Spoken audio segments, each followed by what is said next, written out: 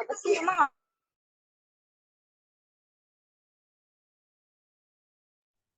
Lamun HP hurung mah moal ka dieu.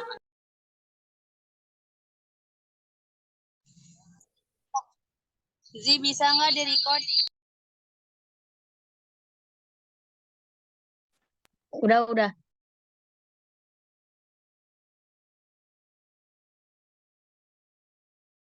Zi, gemoy, bisa nggak? Hana, lu kenapa begitu sih?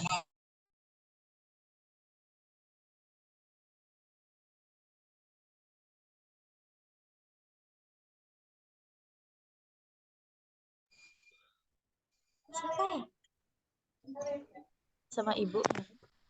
Nggak tahu.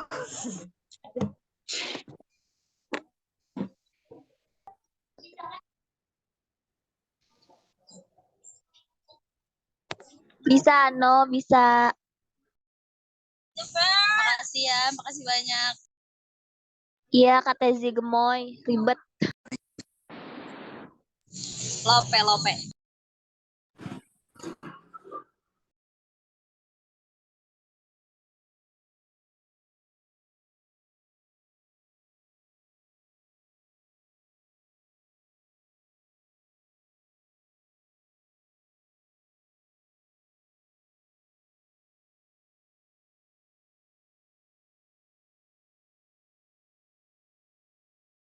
Mulai jangan, guys.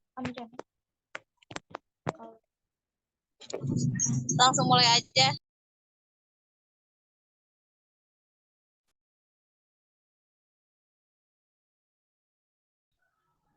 Itu mulai nih. Baru 23.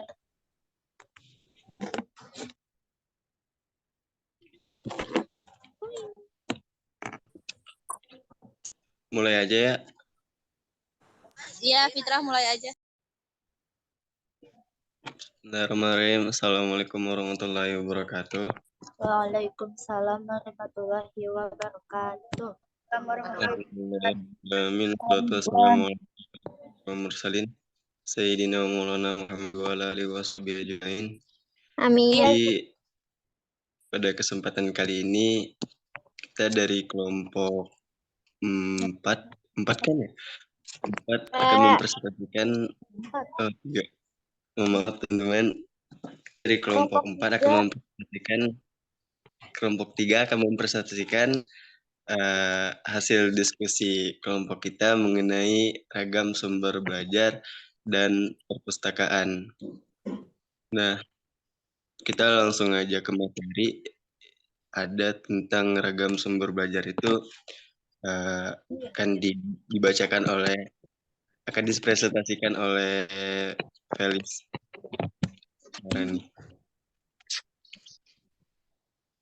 Bentar. Persilakan. Baik. Dulu bentar. Mana ya?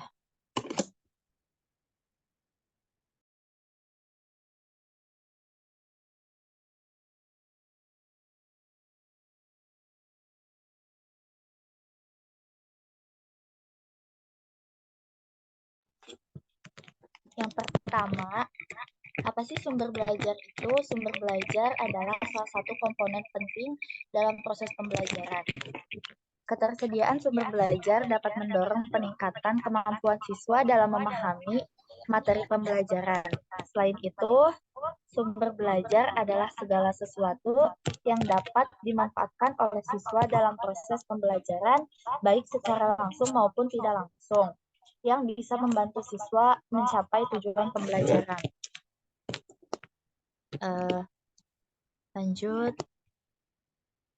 Pada sistem pengajaran tradisional, sumber belajar masih terbatas pada informasi yang diberikan oleh guru, sehingga aktivitas belajar siswa kurang berkembang.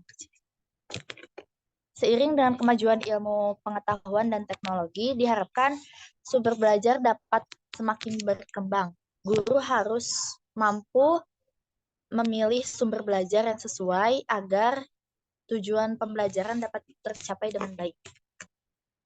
Selanjutnya, ada beragam sumber belajar. Yang pertama yaitu pesan,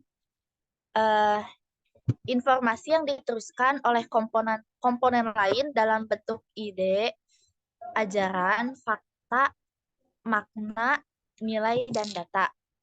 Yang kedua itu ada manusia. Manusia yang berperan sebagai pencari, penyimpan, pengelola, dan penyaji pesan. Dan yang ketiga, bahan, yaitu sesuatu wujud tertentu yang mengandung pesan atau ajaran untuk disajikan dengan menggunakan alat atau bahan itu sendiri tanpa penunjang apapun. Bahan ini sering disebut sebagai media atau software yang biasa disebut sebagai perangkat lunak. Selanjutnya akan disampaikan oleh Fitrah. Oke, kemudian ada alat. Nah, alat di sini yaitu perangkat yang digunakan untuk menyampaikan pesan yang tersimpan dalam bahan. Jika tadi bahan adalah softwarenya, nah untuk alat sendiri ini disebut dengan hardware atau perangkat kerasnya. Kemudian ada teknik.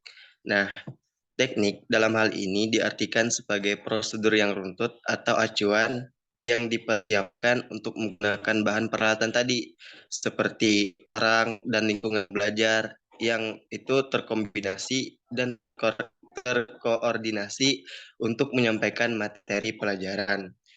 Kemudian ada lingkungan. Tentunya lingkungan ini sangat berpengaruh ya dalam proses belajar dan mengajar.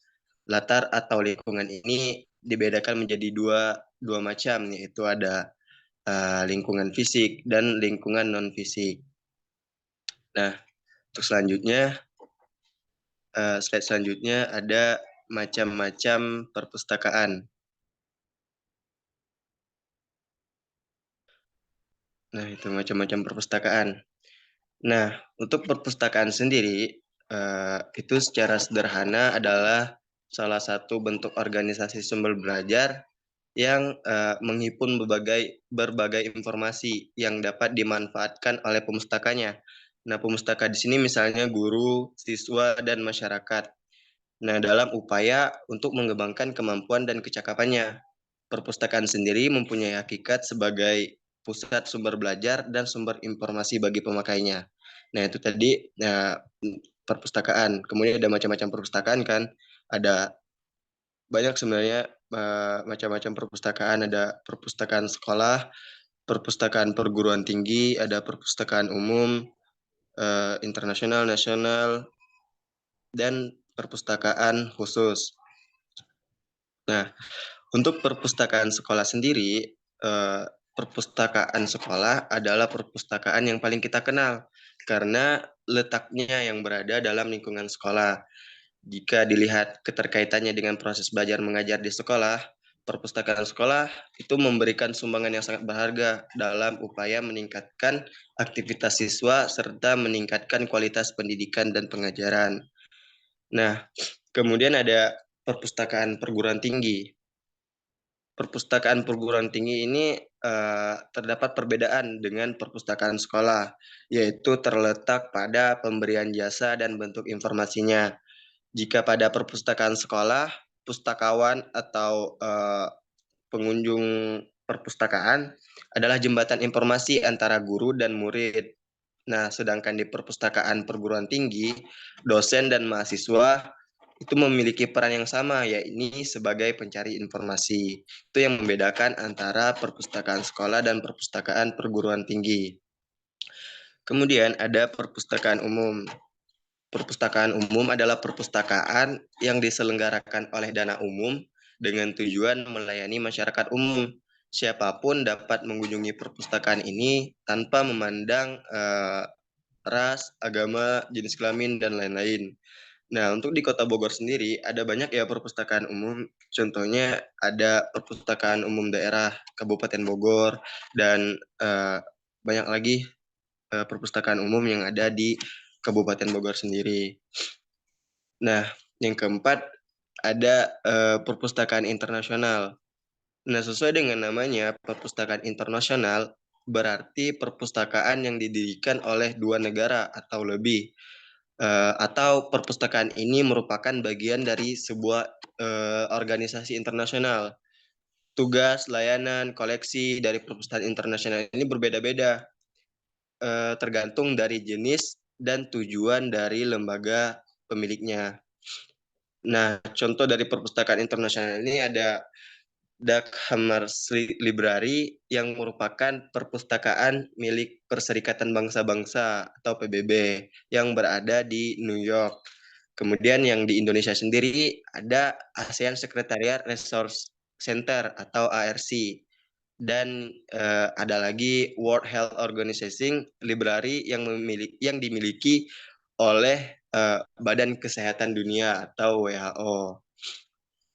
Nah, kemudian ada Perpustakaan Nasional. Perpustakaan Nasional sendiri, dia itu memiliki kewajiban yang berat karena ia berkewajiban untuk menyimpan setiap pustaka yang diterbitkan di sebuah negara. Nah, kemudian dia juga harus mengumpulkan bahan pustaka terbitan lain mengenai negara itu, kemudian menyusun biografi nasional, dan menjadi pusat informasi negara yang bersangkutan. Untuk di negara kita sendiri, Perpustakaan Nasional Republik Indonesia itu sudah ada ya, itu di Jalan Merdeka Selatan nomor 11 Jakarta Pusat. Nah, sesuai dengan undang-undang, Perpustakaan Nasional sendiri itu bertanggung jawab langsung kepada Presiden. Ya, yang nomor 6 ada perpustakaan khusus. Nah, berlawanan dengan perpustakaan umum, perpustakaan khusus merupakan perpustakaan yang dimiliki oleh departemen, lembaga negara, organisasi militer, industri, perusahaan, atau perorangan. Karena bersifat khusus, maka perpustakaan ini hanya dapat diakses oleh orang-orang tertentu saja sesuai dengan ketentuan pemiliknya. Yang membedakan perpustakaan khusus dan perpustakaan lainnya itu adalah pada koleksinya.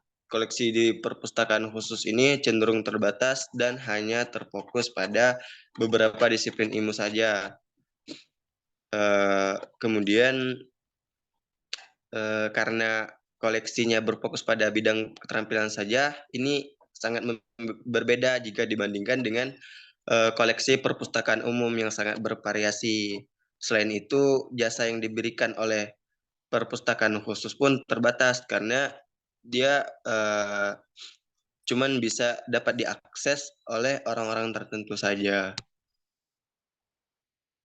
Nah, kemudian slide selanjutnya yaitu tentang organisasi sumber belajar.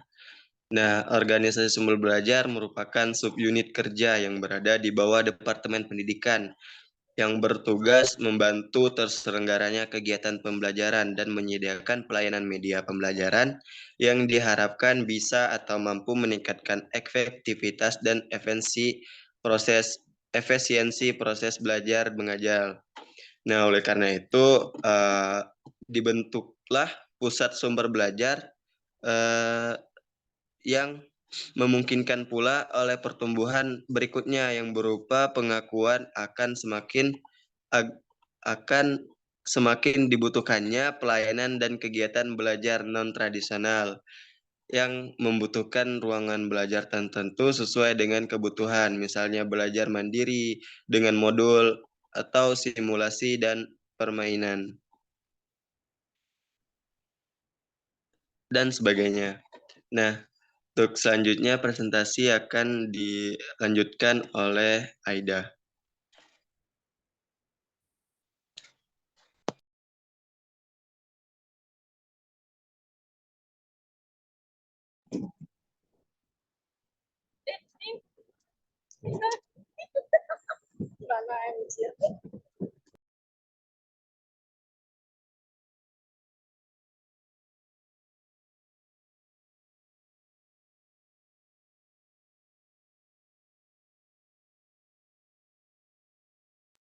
Silakan Aida.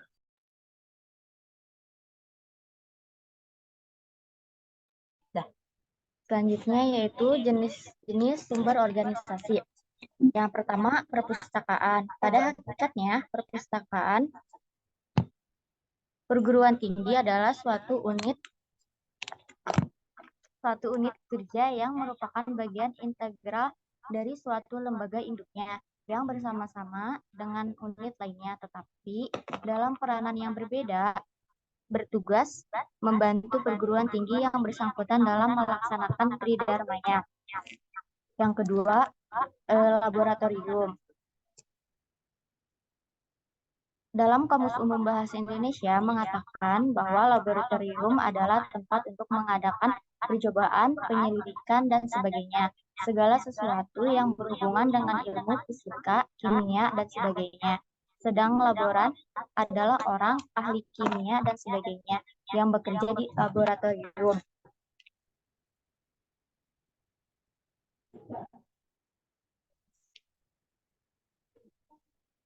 Sedangkan pengertian dari sekolah, bangunan atau lembaga untuk belajar dan memberi pelajaran. Misalnya menurut tingkatnya ada dasar, menengah, lanjutan, tinggi. Menurut pelajar atau tujuan adalah guru, teknik, pertanian, dan sebagainya. Waktu pertemuan murid-murid diberi pelajaran misalnya mulai pukul 7:30 pagi. Usaha menuntut kepandaian ilmu pengetahuan pelajaran dari pengajaran. Dari pengertian di atas dapat disimpulkan bahwa laboratorium sekolah merupakan suatu tempat atau lembaga tempat peserta didik belajar serta mengadakan percobaan, penyelidikan, dan sebagainya yang berhubungan dengan ilmu dan lain-lain.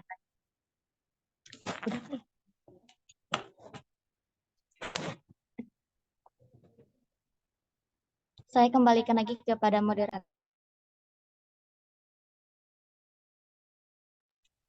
Nah, baik, itu saja presentasi kelompok kita hari ini mengenai ragam sumber belajar dan perpustakaan. Nah, tadi sudah dibahas semuanya tentang ragam jenis-jenis organisasi sumber belajar, organisasi sumber belajar itu seperti apa, dan ada macam-macam perpustakaan itu seperti apa. Nah, kemudian silakan kalau teman-teman ada yang ingin ditanyakan atau ingin bertanya, dipersilakan. Izin bertanya. Siapa? Siti Nurul Zazila Rahmah. Oh, satu bentar.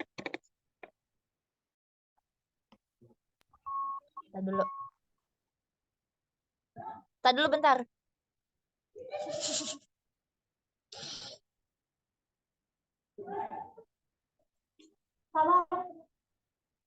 Udah di-share ya.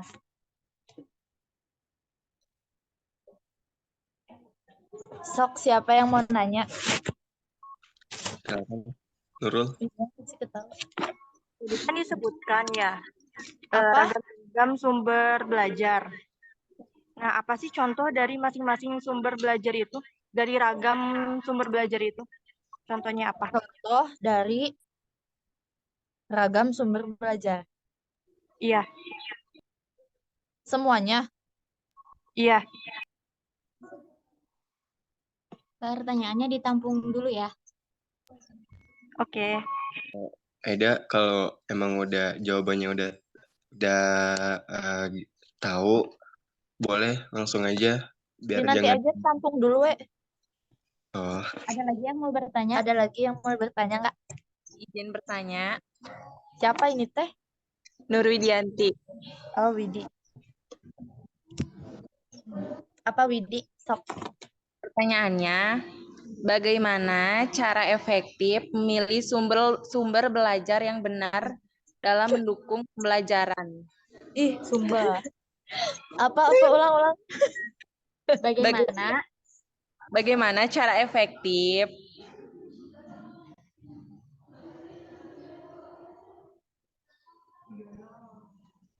Terus memilih sumber belajar yang benar memilih sumber belajar yang benar. mendukung pembelajaran? Memilih sumber belajar yang benar, terus Dalam mendukung pembelajaran. dalam mendukung pembelajaran. Dalam mendukung pembelajaran. Ada lagi? 3 pertanyaan ya. Bertanya. Siapa? Laki-laki dong. Atsop. 3 aja ya. 3 pertanyaan ya.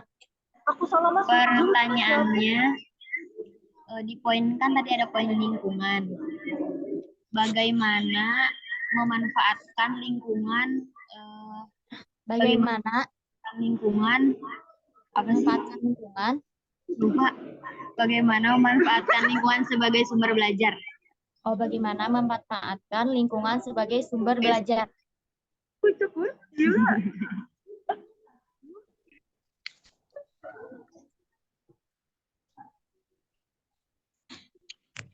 Pertanyaan dari siapa itu teh? Dari Syabila. Sebentar ya, kita cari dulu. Aku Kita diskusikan dulu. Bentar. izin bertanya. Weh. Silakan. Katanya cuma 3 bukan? Katanya cuma 3. Kok cuma Oh, 3, 5? Seperti biasa. nggak apa-apa. Ayo Sob, silakan dijawab dulu. Bentar ya. Siapa tadi yang mau bertanya? Aku. Siapa? Aku. Sok Saya. Salva satu lagi ya. Aku. Abdi. Apa Salva? Ntar dulu. Dihitung sampai 3 kalau nggak dapat ini. Ya, bentar. Dalam era globalisasi ini, kita sadar bahwa digital semakin maju. Maka upaya apa yang akan dilakukan oleh seorang pustakawan agar bisa menyeimbangi dengan zaman? Terima kasih. Digital semakin maju terus. Digital semakin maju. Boleh diulang? Maka upaya apa yang akan dilakukan oleh seorang pustakawan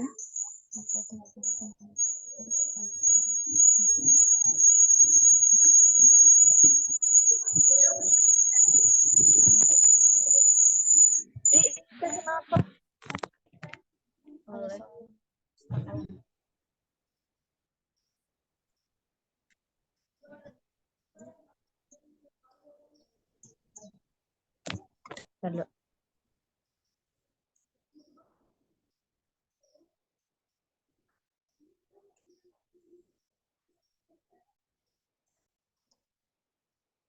itu belum lengkap ya pertanyaannya.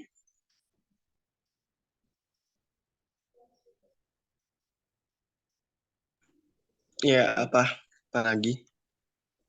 Kan tadi dalam era globalisasi ini kita sepakat bahwa digital semakin maju, maka upaya apa yang akan dilakukan oleh seorang pustakawan agar bisa menyimbangi perpustakaan itu dengan zaman? Terima kasih.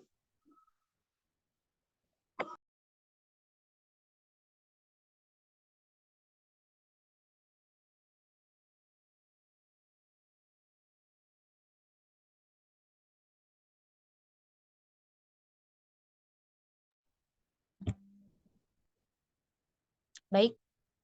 Mau jawab yang pertanyaan dari Nurul?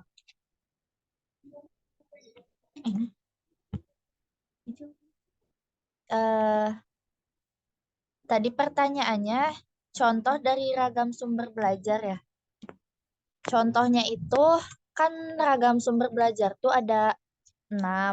Yang pertama pesan. Contohnya tuh kayak isi bidang studi yang dicantumkan dari kurikulum pendidikan formal dan non-formal atau di pendidikan informal.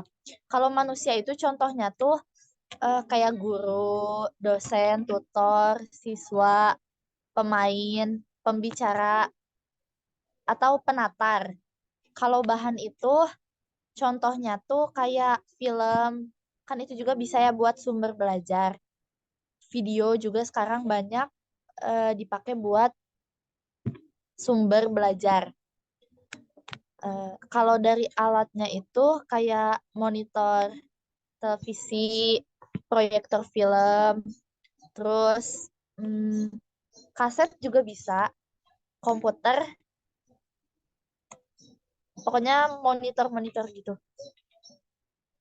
Kalau teknik itu contohnya tuh kayak dari belajar mandiri, belajar jarak jauh, itu kan sumber belajar juga. Kayak belajar secara kelompok, tekniknya tuh kayak gitu. Kalau lingkungan itu lebih ke situasi sekitar. Jadi contohnya tuh kayak tatanan ruang belajar, ventilasinya kayak gimana, terus tingkat kegaduhan lingkungan belajarnya tuh kayak gimana, cuaca juga termasuk ke dalam ragam sumber belajar di lingkungan. Jelas? Atau ada yang mau menambahkan? Terima kasih jawabannya. Sama-sama Nurul.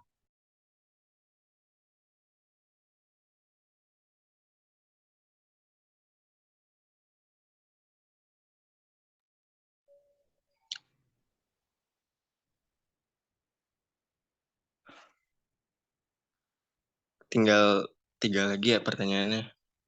Iya, sebentar. Oke, izin menjawab pertanyaan Salva ya. Tentang apa tadi Salva, bagaimana cara pustakawan menghadapi era digital. Gitu kan?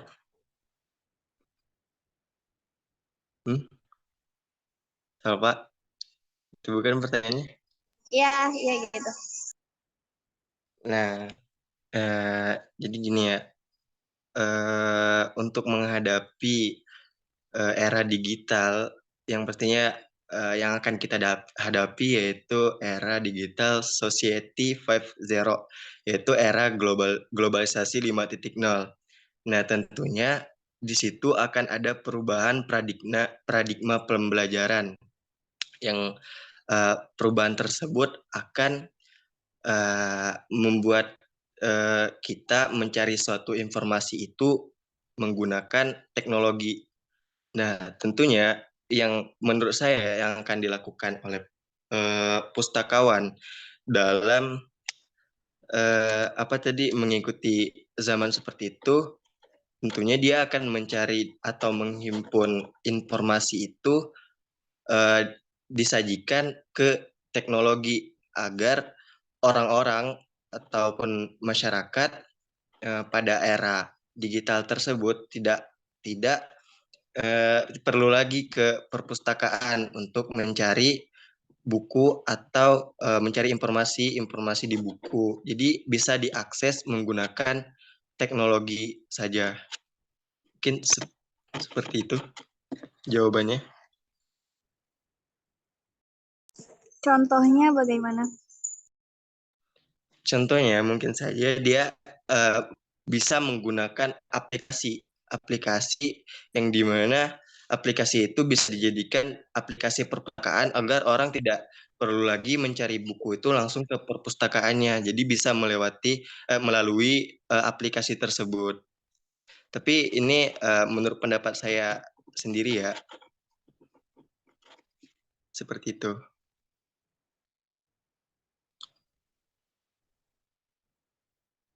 Apakah sudah puas dengan jawabannya? Makasih Citra. Sama-sama, Salva.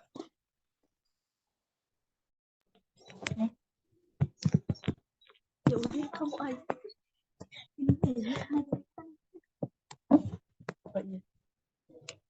Karena materinya dulu.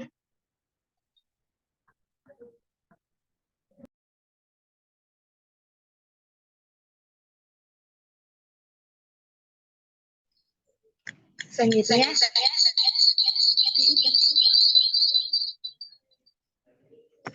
menjawab pertanyaan yang kedua ya. Tadi kan pertanyaannya bagaimana cara efektif memilih sumber belajar yang benar dalam mendukung pembelajaran. Benar kan?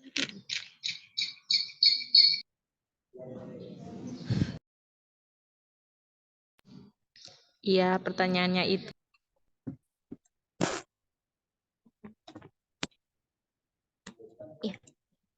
Dalam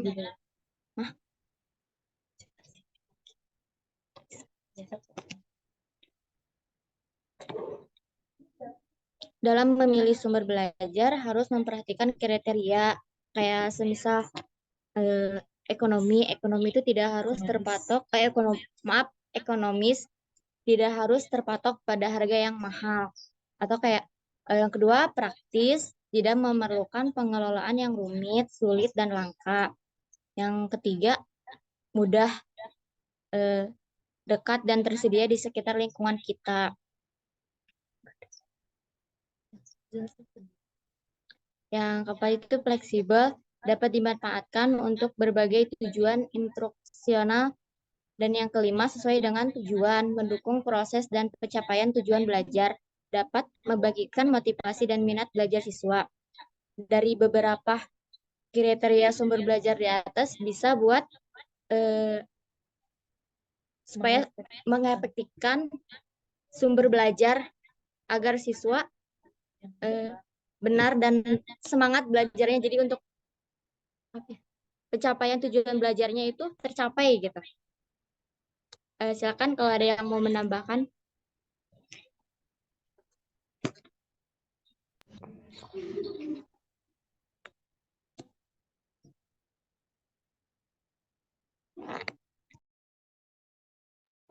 Kalau nggak ada, mau lanjut jawab di pertanyaan dari oh iya, Widi cukup sama penjelasan dari Aida. Apaan? Cukup.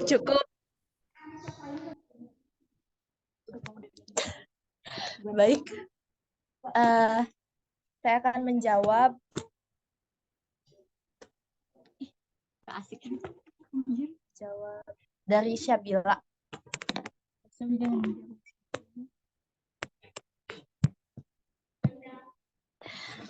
Pertanyaannya bagaimana memanfaatkan lingkungan sebagai sumber belajar?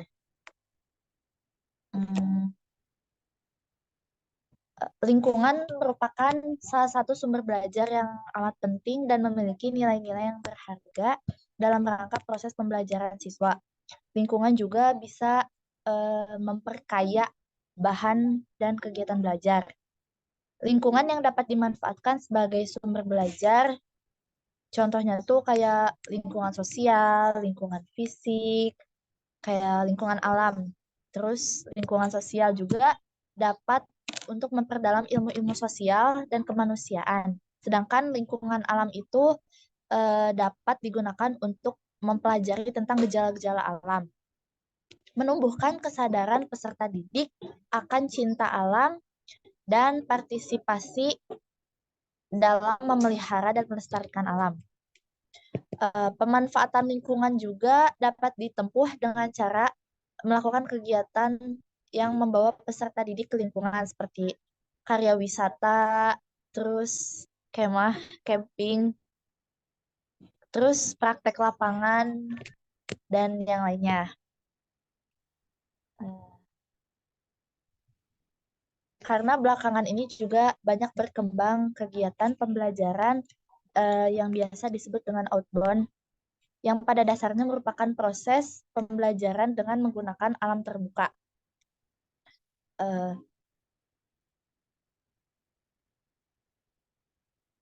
Udah jelas, Syabila? Jelas cukup. Terima kasih. Sama Kak. Ada yang mau menambahkan dari jawabannya?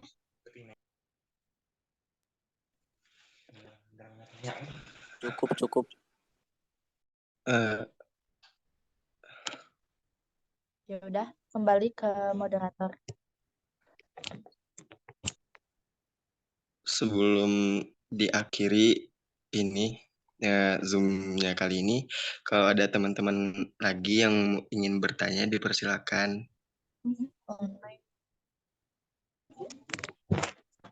enggak teman-teman yang ingin bertanya? Nothing. Tidak ada. Berarti sudah paham lah ya apa itu ragam sumber belajar dan perpustakaannya sendiri. Nah, kalau udah paham, kita akhiri saja Zoom meeting hari ini. Sekian presentasi dari kelompok 3. Mohon maaf apabila terdapat kekurangan dan kesalahan kita dalam presentasi kali ini. Kita tutup dengan doa kifaratul majelis. Subhanakallahumma. Kita asyhadu an la ilaha illa anta Astagfirullah wa atubu ilaih.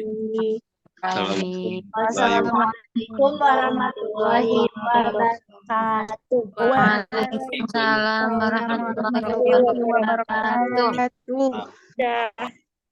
Dadah semuanya. Terima kasih ya. Bye-bye, makasih guys.